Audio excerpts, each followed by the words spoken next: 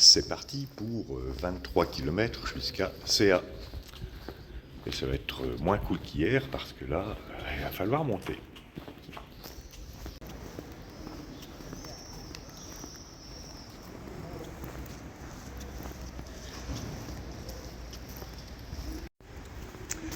Je pars tard parce qu'il doit être 8h30. Donc j'arriverai tard à CA. Marco et Gabriel sont encore dans l'appart. Faut dire qu'on n'était pas trop motivés pour partir ce matin.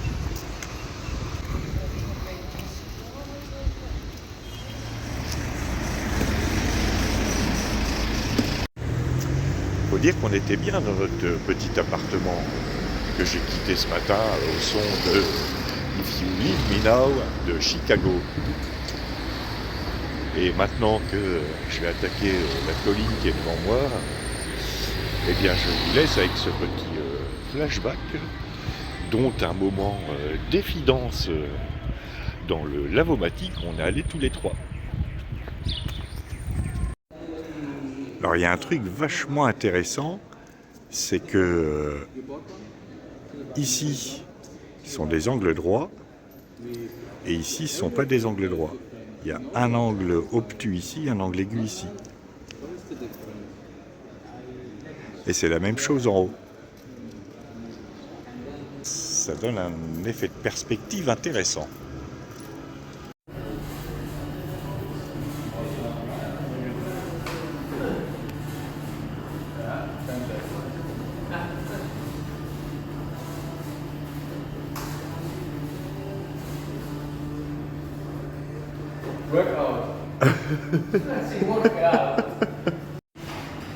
Défi relevé. Moi je danse pas, je filme.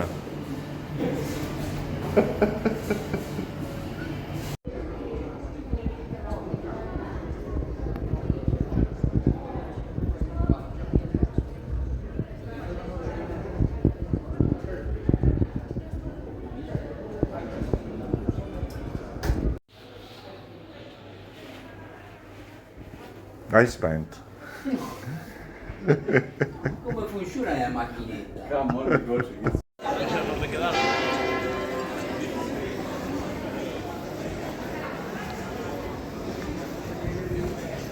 Lectura del libro de los Hechos de los Apóstoles. En aquellos días llegaron los judíos a Antioquía y Iconio ganaron a la gente.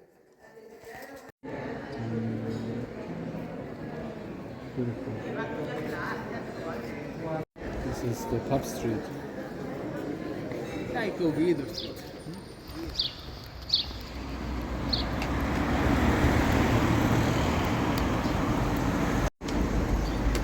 vais traverser le Ponte Mayor, qui est initialement un pont romain qui a été reconstruit en 1230.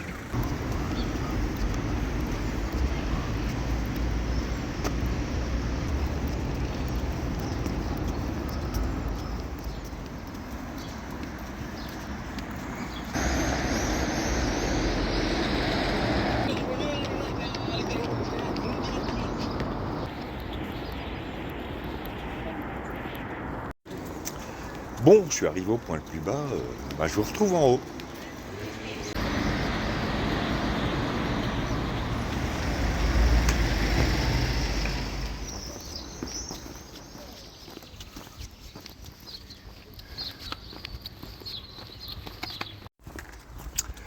Voilà, je suis sorti d'Ourense et à la sortie, j'ai trouvé Mario et Sylvia d'Hollandais et Heike, une Allemande qu'on avait perdu de vue depuis quelques jours. Et maintenant la suite, après la côte, parce que là, ça va grimper.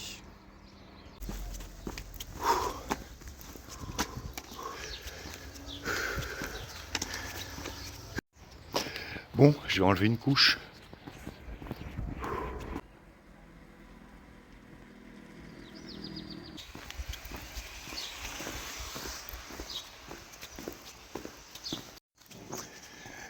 voir une dame très souriante, il m'a dit Ai questa, ai questa.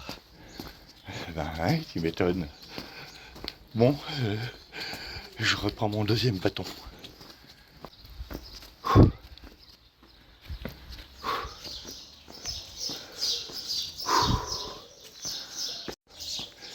Côte du matin, n'arrête pas le pèlerin.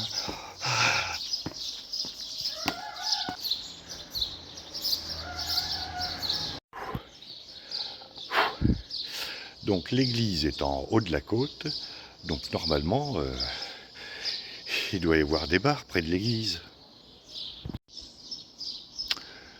Il y en a 2. Fermés parce que c'est pas l'heure de la messe.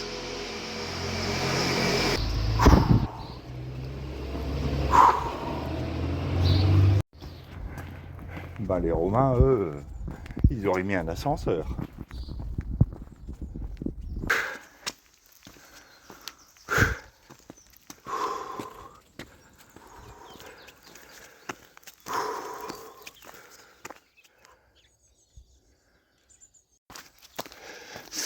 Bon, je suis pratiquement arrivé en haut de la grosse côte et je devrais bientôt passer la borne des 100 km avant Saint-Jacques-de-Compostelle.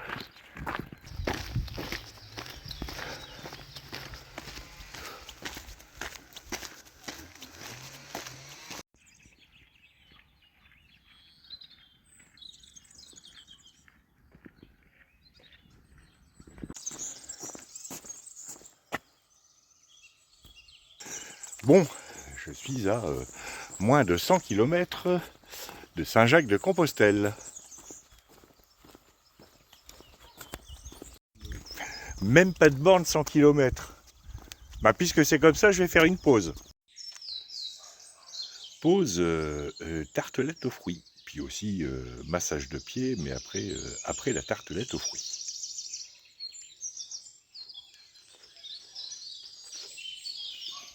Mmh.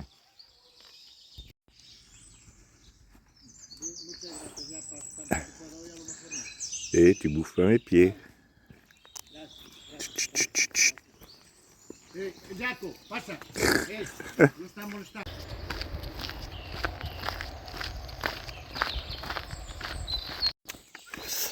Bien, je vais profiter de cette petite descente et de ce bout de plat pour continuer avec les Wisigoths. Bon, ça va pas beaucoup avancer aujourd'hui parce que l'étape est courte, enfin, relativement. Il y a un peu plus de monde et puis surtout il y a plein de côtes. Où en étais-je? Oui, à la Rique en 410, mais Ramassac.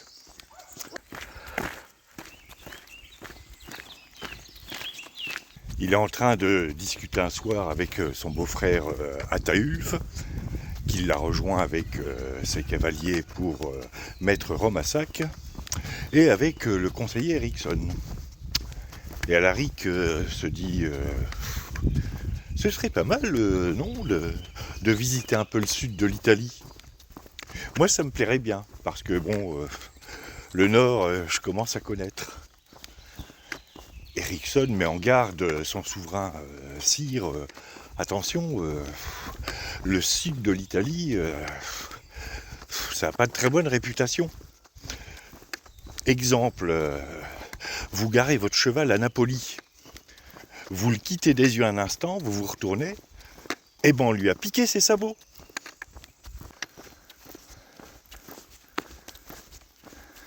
Ah, c'est embêtant ça. Et si c'est nous qui allions voler? Enfin non, pas voler. Nous allons faire quelques prélèvements fiscaux dans le sud de l'Italie. Allez, rassemblez les hommes, on y go. Et c'est ainsi qu'après le sac de Rome, Alaric et ses hommes partent piller le sud de l'Italie. Avec dans l'idée de débarquer plus tard en Afrique à partir de la Sicile.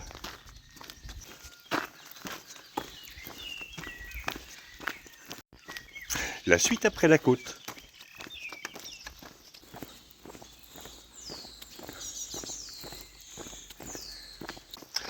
pour envahir l'Afrique, Alaric constitue une flotte.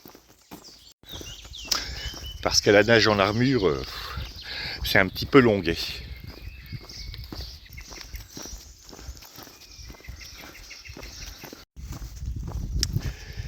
Il se prépare à appareiller quand son conseiller naval vient le voir. Sire, on a eu un petit problème avec un des bateaux. Les hommes ont voulu faire cuire un cochon de lait sur le pont et le bateau a pris feu. Alaric se prépare à appareiller quand son conseiller naval vient le voir. Sire, on a eu un petit pépin sur un des bateaux. Lequel ? Eh bien, les hommes ont voulu faire cuire un cochon de lait. Ils ont mis le feu au bateau. Comment ça, ils ont mis le feu au bateau ? C'est-à-dire que ils ont fait comme on fait pour un feu de camp, mais ils m'ont dit qu'ils avaient pris soin d'entourer le foyer avec des pierres pour éviter justement de mettre le feu partout.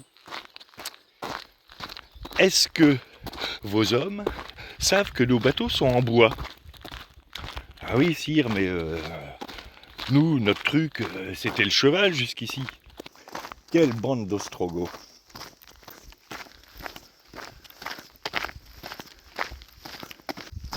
Enfin bon, il nous reste suffisamment de bateaux. Oui, largement, sire.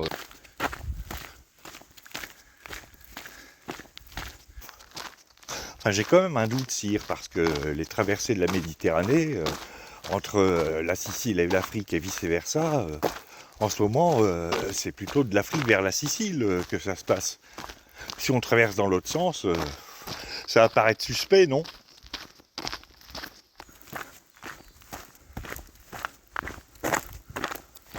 Mais non, on dira juste qu'on est un convoi humanitaire. Bon allez, demain on appareille.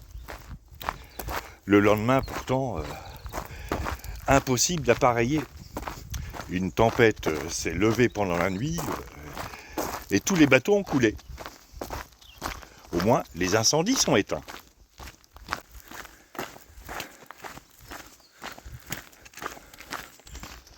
Alaric, dépité, retourne sur le continent, mais paraît-il un samedi soir, en Calabre, il meurt de la fièvre. Il meurt de la fièvre du samedi soir. Alors celle-là, elle est bien nulle. Bon ben, ça c'est fait.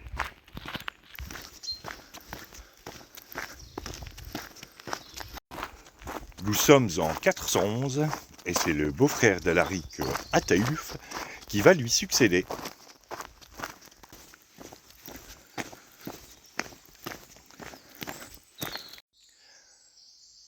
Alors là, il y a des beaux chênes le long de ce chemin.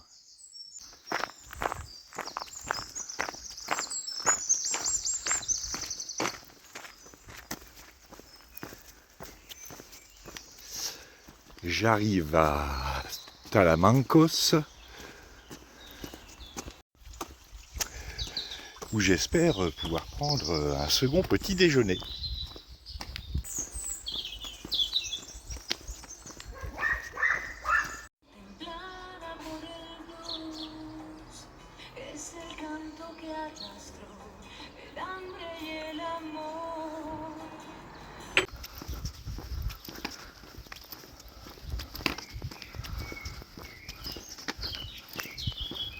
Bien, après cette pause second petit déjeuner, il est temps de repartir. Il me reste à peu près 10 km à faire. Alors je ne vous parlerai pas beaucoup d'Ataulf aujourd'hui, même pas du tout, mais sachez que il va se retrouver en Gaule. Ah bah quand même, ils vont finir par avancer ces Wisigoths.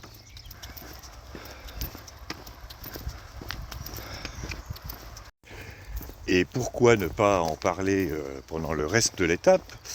Eh bien pour deux raisons. La première, c'est que la situation en Gaule est un poil compliquée et que même en style télégraphique, ce serait difficile à expliquer. Et la deuxième, au bar, j'ai été rejoint par un troupeau de Turigrino, qui est la contraction de Touristas et Peregrino. Et donc, je voudrais prendre un peu d'avance sur eux. Enfin, je vais essayer de prendre de l'avance sur eux sans me mettre dans le rouge non plus.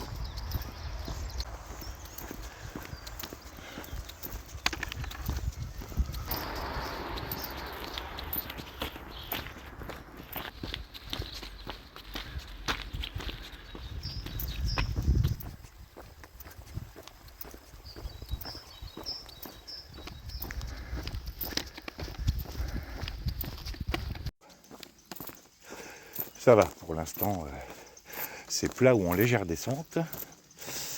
Et je crois que j'ai une grosse côte du côté de la fin, comme d'hab.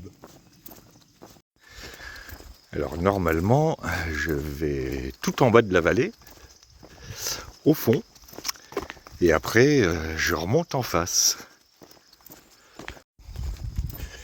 C'est moins haut que ce matin, mais je vais en baver quand même.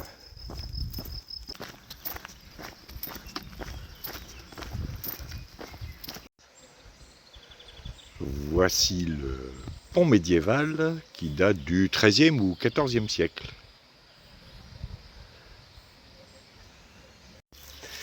Et qui a fait l'objet d'une restauration au XVIIIe siècle.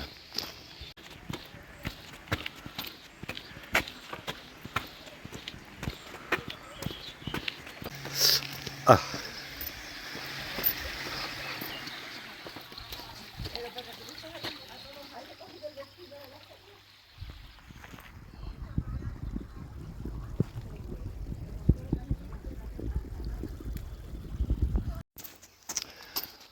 Encore un hameau abandonné au fond de cette vallée.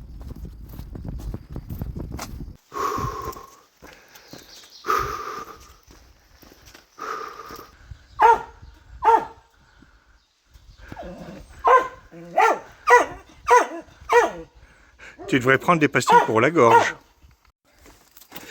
Celle-là, n'était pas piquée des hannetons. Pas la blague, hein, la côte. Ah, il y en a encore une.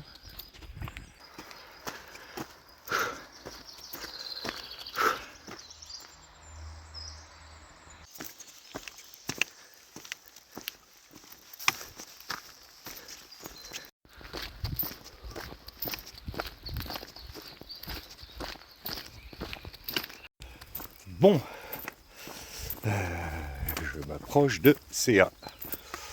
Je suis même dans les faubourgs de Céa.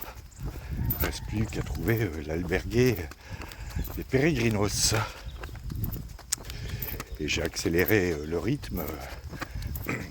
J'ai pas dit grand chose d'ailleurs pendant les quasiment 10 derniers kilomètres pour éviter, comme je le disais tout à l'heure, les tourigrinos.